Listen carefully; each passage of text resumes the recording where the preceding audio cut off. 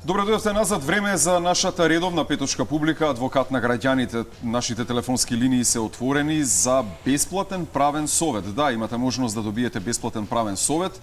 А доколку не успеете да не добиете на телефонските линии, можете да ни ги испратите прашањата по електронски пат на нашата имейл адреса dobroutro@gmail.com, како и на нашите Facebook страници на Алфа телевизија и на Добро утро секој утро. А токму Добро утро секој утро му велиме на адвокатот на граѓаните, денеска Бојан Милошевски.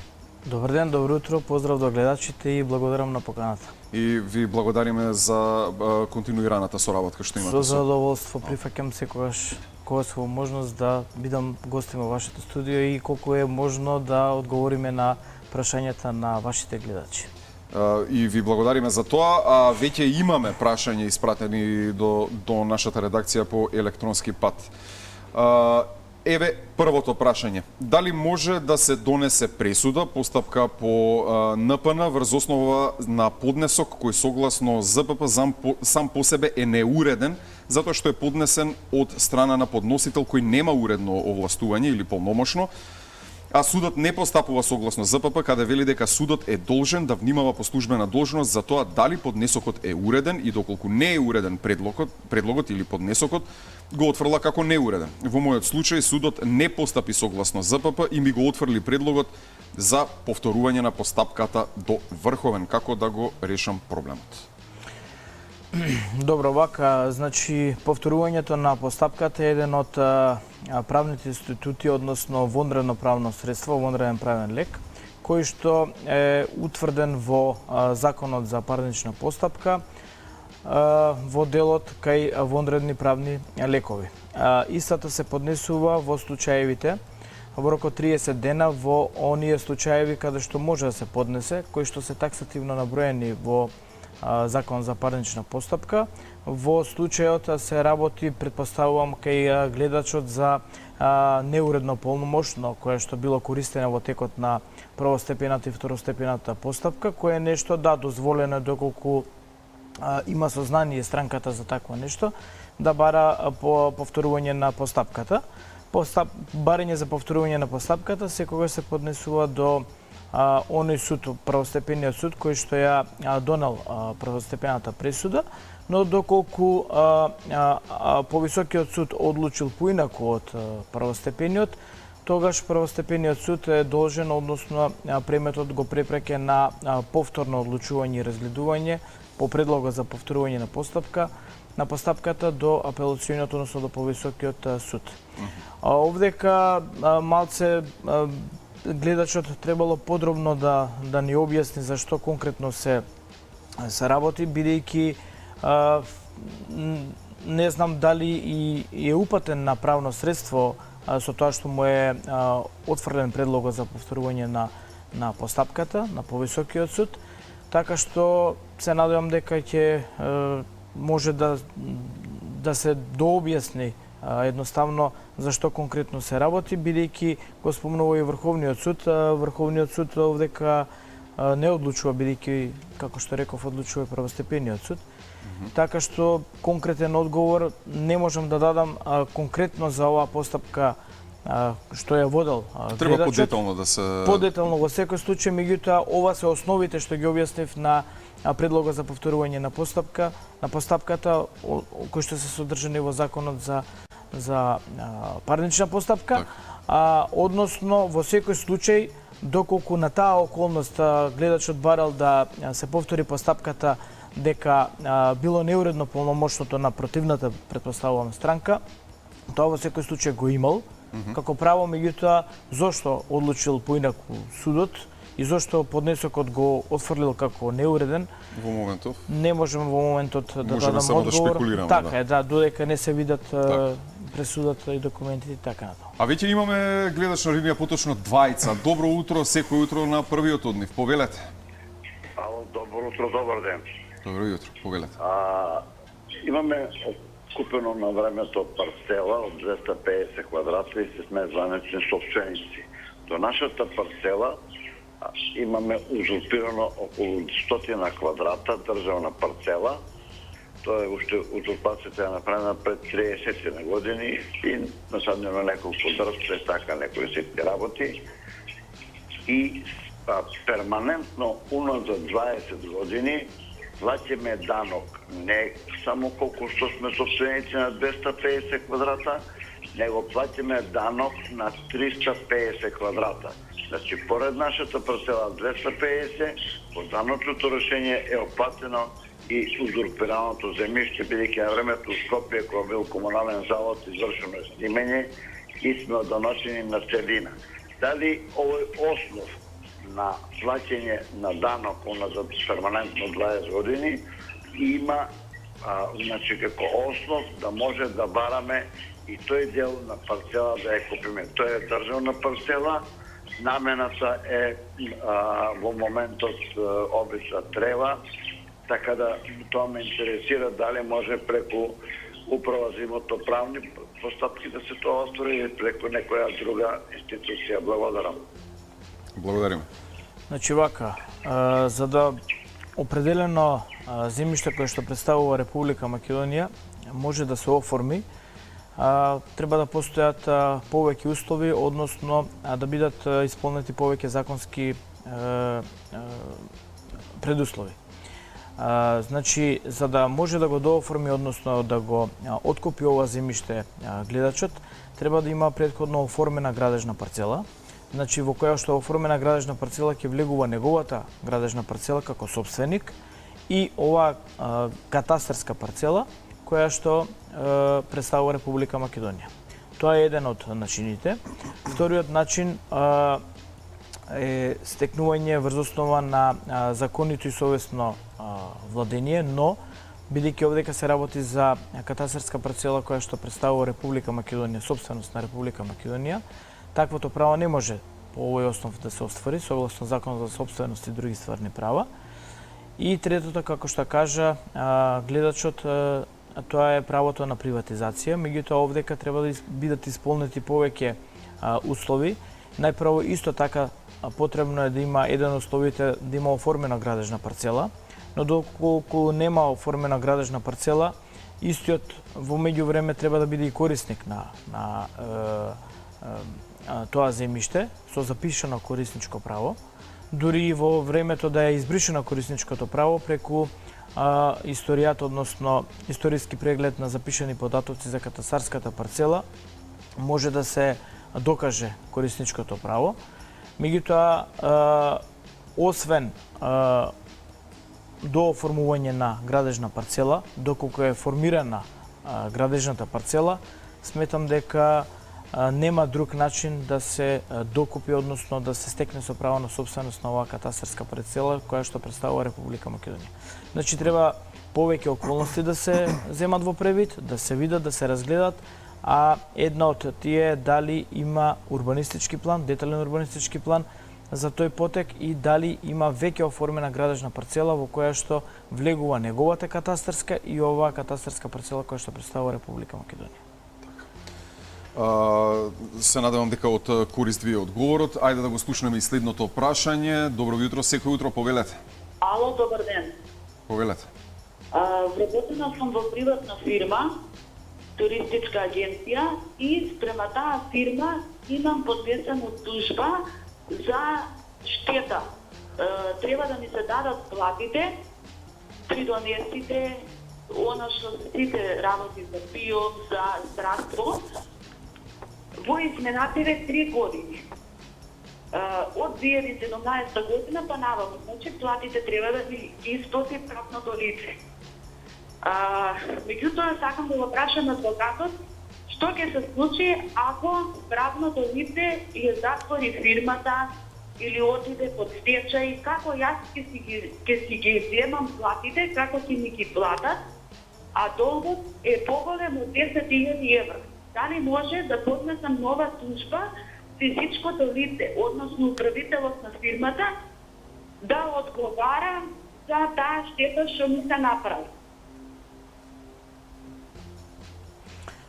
Така, значи, согласно Законот за трговски друштва, основачите, односно собствениците на правното лице, одговараат во висина на влогот во друштвото, а исто така одговорност има и самиот управител со имотот, својот имот. Така што први и основно ако отиде во стечај самото правно лице, односно правниот субјект, во тој случај гледачката ќе си има право да ги намери своите побарувања од стечајната маса, односно од имотот на самото друштво, каде што придонесите правото, односно придонеси од пензijsko социјално здравствено осигурување и правото на платите, има исто така првенствено на намирување на побарувањето, бидејќи се работи за вработен поранешен во самото друштво кое што отишло во стечај, што значи дека да нема грижи гледачката, дека нема да може да си ги намири своите побарувања од аспект што доколку и се отвори стечајна постапка на друштвото, ќе може да си ги пријави своите побарувања во стечајната постапка и во предстечајната доколку се отвори. Исто така управителот и така како одговара, значи со имотот, со својот имот пред друштвото. Со сопствен имот. Апсолутно, да. Так. А сопствениците во висина на влогот на друштвото, односно основање на самото друштво. Так. Така што мислам дека бојазноста не треба да биде голема, дека ќе ги намери своите побарувања, меѓутоа во зависност од кондицијата на самото друштво, дали ќе биде намирени побарувањата веднаш или ќе биде блокирана сметката па поголем временски период потребен за да се намират овие побарувања кои што произлегуваат очигледно, како што каже гледачката, од пресуда, или ќе произлезат од пресуда, која што би требало да биде правосилна и така. Во ред. Имаме и уште еден гледач на линија. Добро утро, секој утро, повелете. Добро секој утро. Во вези со овие извршителите, што беше, ние беме долг према Телеком. Тоа време беше расторени се фирми, останаа без екзистенција и не останаа негде околу 5-6 хиляди долг на Телеком. И ние сакаме да платиме на рати, не прифана да доане на извршител, издржало тие 5-6 хиляди до искаране на 26 хиляди. Дојдени од Телеком да платиме 6.800 дана, ние ги платиме тие пари на Телеком, па се продолжува извршителот со казни, со давачки, секој месец блокирање сметки, што биде со тие извршители за дали се поништија или још е обновуваат, точно дека повторно се обновуваат дека овие давачки према нотарите. А јас платих го овој долго на Телеком, го платих 6.800 што бе должен. А плюс на них замајаме негде 4-5 хиляди трошкове, за повторно још имам долг, што да правиме сега? Така објаснување. Па вака, значи вие кога сте гледачот, кога го платил долгот, онака како што се договориле со доверителот во случајот Телекомот, требало да склучат вонсудска спогодба и дали на трошок на доверителот или пак на должникот во случајот гледачот, треба да се намират трошоците за извршителот и да се повлече она барањето за извршување, доколку не било спроведено извршувањето, и да се склучи вонсудска спогодба со доверителот како би понатака би се определило долгот, плаќањето на долгот на повеќе рати, месечни рати, на начин што понатаму нема повеќе да му стигаат налози за извршување на должникот во случајот гледачот. Така што не знам од кои причини не е склучена таа вонсудска спогодба. На тој начин, со склучување на вонсудската спогодба, се намируваат обврските, односно се пролонгираат обврските на рати и во тој случај не течат понатаму действија и постапки на извршување спрема должникот. Доколку била во фаза пред извршување, а доколку е во фаза на извршување, исто така може да се договорат повторно со доверителот, меѓутоа странка во оваа постапка, како должникот, така и доверителот е во постапката за извршување и само тој, како доверител, ја има активната легитимација, односно го има легитимитетот да управува содействијата по однос на долгот што го имаат Значи не Телеком, должниците туку према. извршителот му доаѓа... Не, доверителот во случајот е Телекомот. Телеком. Така што он може да ги презема оние действија и активности во поглед на извршувањето, да го повлече барањето, односно да се повлече налогот, барање за повлече налогот за извршување, меѓутоа од кога ќе се платат сите трошоци на извршителот. За извршување, да. Да. Во ред, имаме и прашања, како што кажавме, дека веќе пристигнуваат и по електронски пат, е едно од нив. Дали имам право да поведам постапка за долг од институција што не ми врати одштета за вработен кој потоа почина и дали после 25 години можам да го остварам ова право? Да се работи за сопруга на починатиот. Па вака, поборувањата по однос исто така на штета застаруваат согласно Закон за облигациони односи, исто како и за другите поборувања, 3 и 5 години.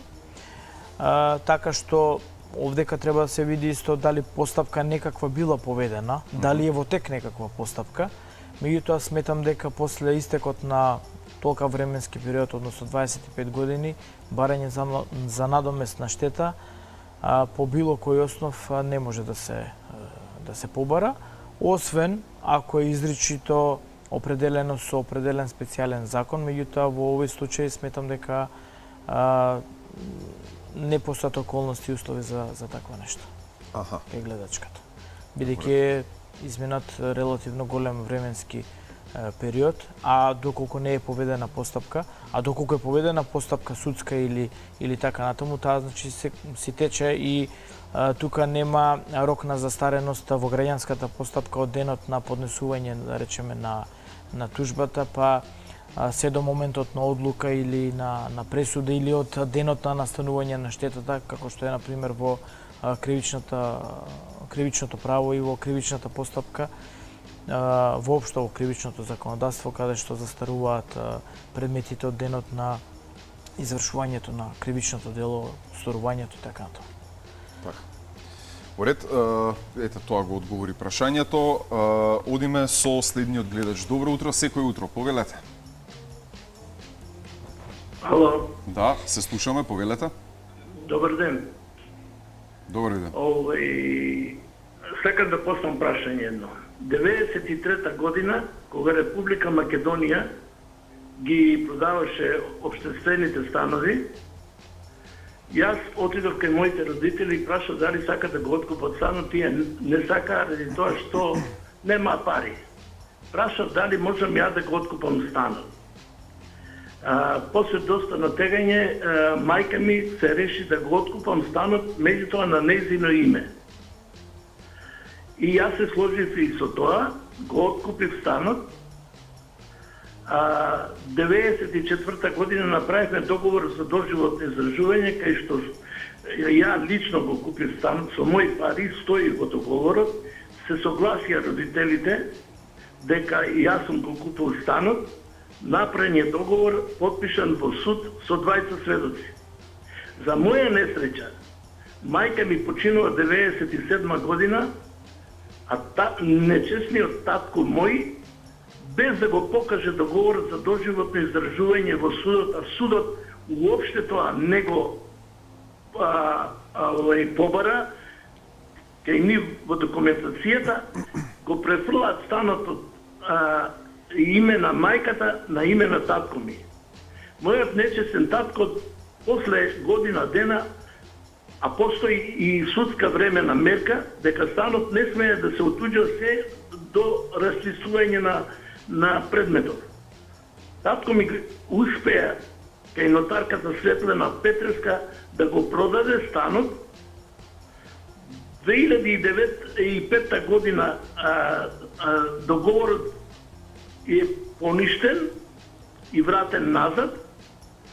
2006 година прават кривично дело татко ми со купците, прават нов купопродажен, фиктивен нов купопродажен договор, кај што не е подпишан татко ми. 2009 година делот од мајка ми што ме следуваше по договорот за доживот и заживување, пошто ја и го купив станот, ми го дадоа на моje име во катастар, неќе да ме заведат, се додека не ја добием и другата половина. 2015 година добив правосилна пресуда. Сите овие пресуди се правосилни. 2015 добијам правосилна пресуда за ништавност на договорот за половината стан. И сега што прават? Адвокатот Никола Додевски, кој беше тогаш многу моќен, отиде кај Вангеловски, председателот на Врховен суд, се договорија таму. Сите судски трошкови што требаа да ги платат тие што го губат делото, ми ги дадоа јас да ги платам, беа 258.000 динари, меѓутоа они си додадоа тамо, адвокатот си зема 110.000, извршителот си зема 100.000 и од 258.000 динари ја направија 438.000. Ја тие трешкови ми влегоа во акциите, ми ги наплатија. Еве 6 години чекам пресуда за присилно силување, судот не сака да ми даде. Дали може да ми помогне? Вака не можам да ве разберам, а како трошоците паднале на оние процесни трошоци на ваш терет, ако вие сте ги добиле пресудите правосилни во ваша корист? Сите пресуди се правосилни. А во ваша корист? Договор меѓу адвокатот и врховниот судија ги направија тие. Мене судиката што ја донесе таа пресуда, ми вика, мене многу ми е жал, вика, ама наредба од Врховен суд да вие ги платите тој трошка. А дали пресудите беа во ваша корист? Сите три пресуди во моја корист беа. И сите се правосилни. Не знам каков коментар да дадам. Видете, значи во Закон за парнична постапки воопшто се знае дека сите трошоци паѓаат на терет во постапката, паѓаат на терет кај на оној кој што го изгубил спорот. Така што не можам да сватам како е тоа. Не сакам да навлегувам сега во вакви шпекулации, некој колега што правил, дали правил, како правил со определени суди, како што спомена и самиот гледач. Значи, од такви околности не сакам да навлегувам. Меѓутоа, оно што можам, јас што го знам, е да го кажам дека секако оној што губи треба да ги плати трошоците. Затоа и го прашав во два наврати и гледачот дали во негова полза се донесени пресудите или пак е на другата страна. Така што не можам да дадам коментар, треба сепак повторно да се видат тие пресуди, да се види што е во изреката на тие пресуди што е наведено, бидејќи во изреката меѓу другото се наведува и трошоците на чив товар паѓаат во постапката. Тоа е како во првостепената, така и во второстепената постапка. Така што од кога ќе би се виделе, тие би се дал некој коментар, така да тоа е. Чисто вака ме интересира, бидејќи правно се работи за правен преседан. Еве, доколку е така како што кажува гледачот, дали има можност да се потера некаква постапка во однос на таа одлука? Апсолутно, затоа што повторно ќе кажам, требало да се бара или повторување на постапката, или да се бара во зависност од висината на спорот, вредноста на спорот, да се бара и ревизија на самите присуди. Меѓутоа, како да бара странката ревизија или повторување на постапка на пресуди кои што се донесени во негова полза. Так. И пресуди кои што се донесени во негова полза, трошоците да се определени на негов трошок, односно да бидат на негова страна. Значи, тоа е практично во законски. Апсолутно, невозможно.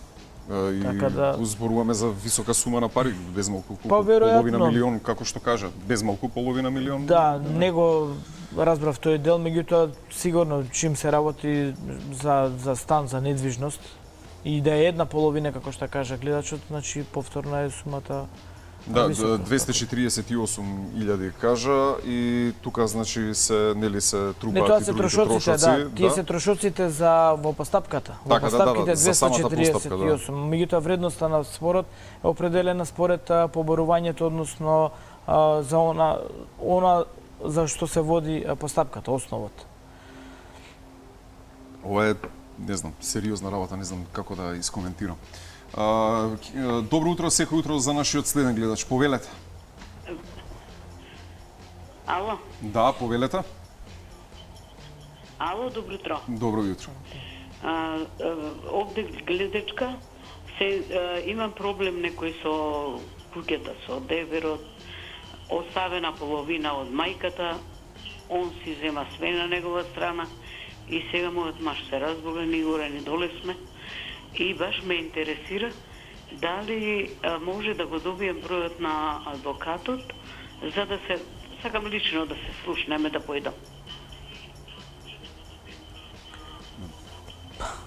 Како да ви кажам сега, јавете се во телевизијата така да може да искомуницираме. Да. Инаку има, барем колку што јас сум сведок, има Да.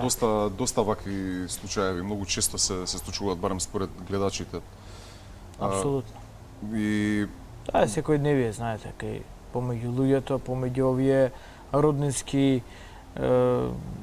односи, меѓучовечки односи, каде што секојдневно и ние како адвокати се соочуваме со вакви проблеми кај странките, така што тоа се нерешчистени имотноправни работи во текот на животот, па по смртта, понатаму и така натаму.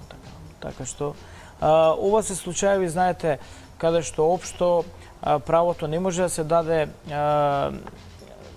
општо мислење за определена правна работа и така натаму. Ние можеме да ги кажеме основите во поглед на како е уредено во позитивното законодавство кај нас. Меѓутоа, знаете, ова се секогаш случаеви од случај до случај. Затоа се е индивидуално. апсолутно, да, индивидуално и правото е така една комплексна работа, динамична работа, така што секогаш најдувате и праксата и воедначување на законодавството не секогаш може да биде и чекор со времето на ваквите случаеви, бидејќи навистина верувајте дека има мнозина ситуации каде што имаме многу различни категории на правни работи и правни ситуации, каде што Врховниот суд се обидува да најде воедначување и на таа судска пракса, а и воедначување и на самото законодавство, односно да се прецизно да се обработи. Меѓутоа, ете така, секогаш остануваат отворени прашања за жал кај нас во државата. За жал. Ајде да го прашаме и следниот гледач, да му посакаме добро утро, секој утро. Повелете. Добро утро. Добро јутро. Јас би сакала да го прашам адвокатот, уште кога беше секретар на градоначалникот на Карпов, Стефчо Јакимовски, и имав поднесено некои барања до општината да ми се решат. И ден денеска уште не се решени. Имам предмети дури од 2003 година. Зашто? И никако не се решаваат. Се стојат у фиок. Не знам зашто. Па не знам. Што конкретно, не знам што се предметите за правен совет? Па предметите се за имотноправни работи. За имотноправни работи. Ама не можеме да ви дадеме совет ако не ни кажете точно што се работи. Па знае адвокатот. Го знае случајот. Ама како може да го знае случајот? Тоа не бил еден случај? За градинка се работи за градинка. За градинка за училиште. За градинка за училиште, запознае на адвокатот. Па, видете, значи, имало повеќе случаи каде што се обраќале граѓаните, сега доколку се работи за дел за експроприација, за доколку бидејќи кажува гледачката за градинка дека се работи, веројатно треба да се прави или е направена на нејзин имот градинката, така што секој случај тоа е добро одјавен интерес. Како и да е, така што има право да бара надоместна за експропријаната недвижност. Знаете, има многу предмети биле упрашања, така што како и да е во секој случај, доколку се работи, како што каже гледачката, од 2003 година за предмет, постапување за експроприација, доколку се работи од надлежност на општината, од локално значење, значи дали се работи за локална улица, пат и така натаму, постапката се спроведува преку подрачната единица за имотно-правни работи за подрачјето на предметната општина. Значи, постапката за експроприација се води на предлог. Така. Предлагач е оној кој што е заинтересиран, односно оној кој што го остварува тоа добро на имот кој што не е негов, односно е туѓ, односно е приватен имотот. Така што од 2003 година постапки за експроприација по општините се воделе, точно, меѓутоа треба да се види дали постапката е во одделението за имотно-правни работи при Министерството за финансии или пак постапката се водела во општината. Кога е за општо добро, Апсолутно. се превзема, нели? Да, предлагачот е оној кој што го остварува, односно кој што го реализира тоа добро, а противник, да речеме странка во постапката, е оној кој што чија собственост се експроприра. Така. А постапката се води пред надлежниот орган на Министерството за финансии, односно подрачното одделение за имотно-правни работи и управна постапка за предметната општина каде што се наоѓа имотот. Така што таа постапка се води со проценка за имотот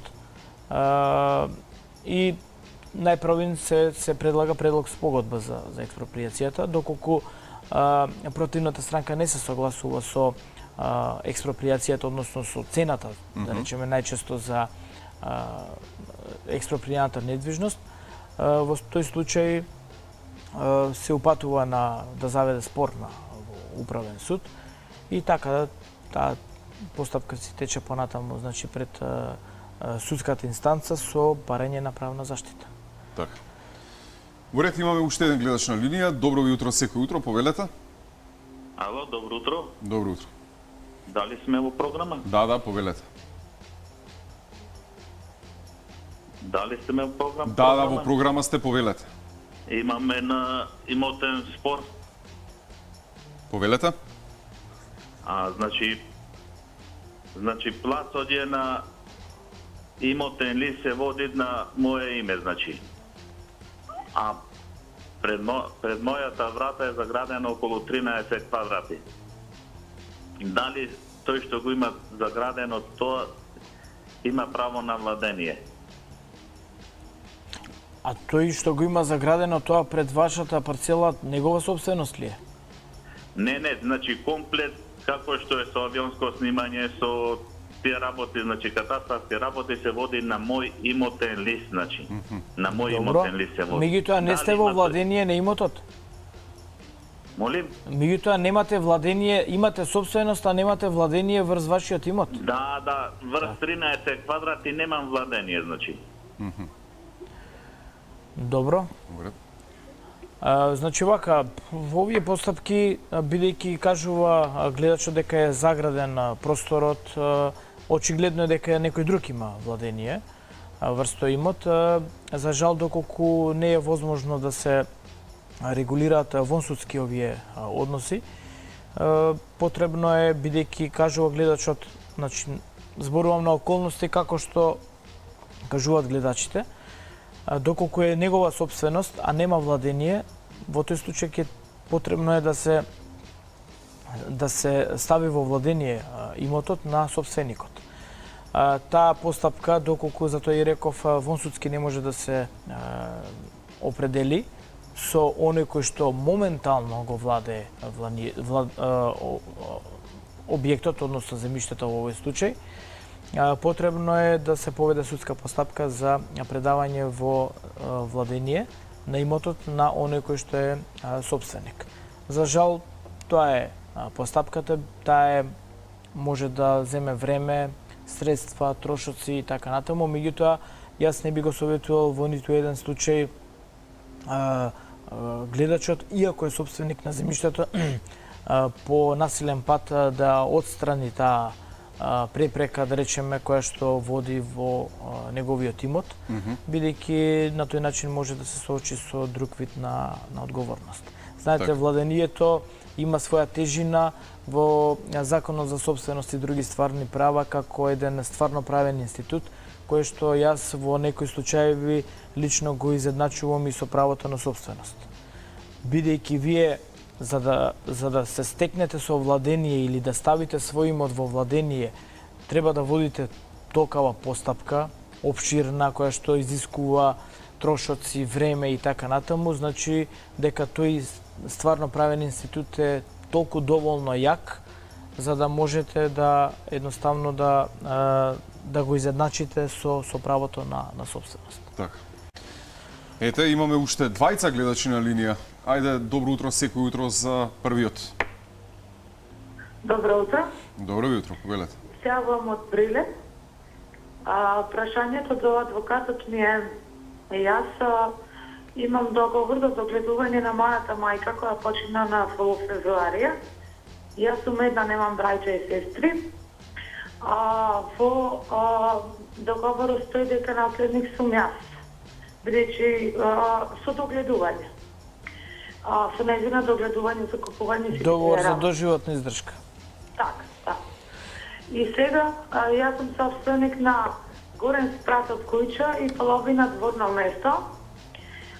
Ме интересира дали треба да земам адвокат за тоа да оди преку локална самоуправа, преку суд да добијам катастарски лист, или тоа можам сама да го направам, бидејќи јас сум социјален случај, адвокатот мене ми бара 100 евра за да ги заврши сите работи. Дали адвокатски треба да одам или треба да одам сама по тие постапки? Видите, значи треба поведете постапка за расправање на оставината. Таа е постапка со предлог, оди до надлежниот нотар. Во случајов без разлика дали сте единствен наследник, значи таа постапка мора да се спроведе. Во смисла на тоа дека мора да се поднесе предлог до надлежниот нотар да се отвори оставината и да се приложи едноставно договорот за доживотна издржка, кој што договор, ако представува единствено имот во самиот тој договор кој што треба да го наследи гледачката, ќе се заврши значи само со постапката со тој имот, доколку има друг имот оставителот, во тој случај ќе биде распределен исто така и тој имот. Меѓутоа, како и да е, оваа постапка е по барање, односно по предлог на странката, овие постапки, за жал или не, како и да е, одат преку адвокат. Сега, бидејќи кажа гледачката дека е социјален случај, дека нема средства, нека погледне или нека види, нека се обрати до Министерството за правда, до подрачната најблиска единица, нека приложи на соодветни документи кои што ги поседува од Агенцијата за вработување, од Центарот за вработување, па на тој начин да може да ги избегне, ако може, овие адвокатски трошоци. Инаку, да, адвокатските трошоци се тие кои што ги спомна. Гледачката си одат согласно адвокатската тарифа на адвокатите и така таа постапка не може да се одбегне едноставно. Така. Добро. Во ред, во секој случај, интересот за емисијата е навистина голем. Знам дека имаме уште двајца гледачи на линија, но немаме повеќе време, мораме да се вклучиме, не гази времето, мораме да се вклучиме во реклами. Само ќе ве потсетам, испратете ни ги прашањата по електронски пат. има, односно сега ми кажуваат од режија, сепак сме имале време за еден гледач, останатите гледачи кои не успеваат да не добијат. Само ве подсетувам, испратете ни ги прашањата по електронски пат, следниот пат ќе му ги поставиме на адвокатот. Ќе бидат секако одговорени. Ајде, добро утро секој утро за нашиот последен гледач за денеска. Добро утро, добар ден. Имаме нива која 2012 година извршиме трансформација. Таа нива заедно со други околни ниви, општината има донесено урбанистички план за изградба на семени згради. Во нашата нива е предвидено 3 плаца за семени куќи и другото е предвидено, значи, таа е 3000 квадрата, по 500 квадрата се плацовите, 1500 квадрата се семени плацови за семени куќи, другото е улици. На 2012 година направиме трансформација правосилна и извршна и ги пишаме во катастар тоа нешто, каде што во катастар за плацовите за изграда семени куќи не упишаа како собственици, додека за улиците не упишаа како користници, пошто сме двајца наследници. Меѓутоа, негде пред 2-3 години дојде до некоја промена без никакво известување. Тој дел кај што бевме користници на улиците го упиша како собственост на Република Македонија. Дали тоа е исправно, дали може да се изврши корекција и да се го вратиме тој дел? Така, значи и претходно како што кажав, без разлика што сте избришени, бидејќи таков законот беше за приватизација и закуп на градежно земјиште, собственост на Република Македонија, значи и да е избришено корисничкото право, вие со историјатот, односно со движењето за запишани прегледи за катастарската парцела, може да докажете дека сте биле корисници на градежното земјиште, што значи дека тоа и претходно било, а и сега е Република Македонија, но претходно било запишано корисничкото право, а сега веќе е избришено корисничкото право, што не значи дека вие одстранете, односно вие правото за користење делегитимирано. Значи, доколку се работи за улица, а која што не е легализирана, која што не е реализирана како таква, од локално значење претпоставувам, може да ви се доприватизира тоа земјиште, од што представува државна собственост во приватна собственост, во ваша собственост, значи го познава тоа законот за приватизација, но не треба да биде таа недвижност, односно таа улица, односно инфраструктура реализирана. Значи на лице место не треба да биде изградена. Значи доколку е така, постои можност да биде приватизирано и тоа земјиште. Толку време имавме, има голем интерес кај гледачите и ви благодариме за тоа. Секако ви најавуваме продолжение на соработката. Така. Ќе ја продолжиме. Испраќајте ни ги вашите прашања по електронски пат на Facebook страниците на Алфа телевизија и на Добро утро секое утро, како и на имейл адресата dobroutrosekoeutro@gmail.com. Ти благодарам што беше дело уште еднаш. Благодарам и на вас уште еднаш за поканата и поздрав до гледачите.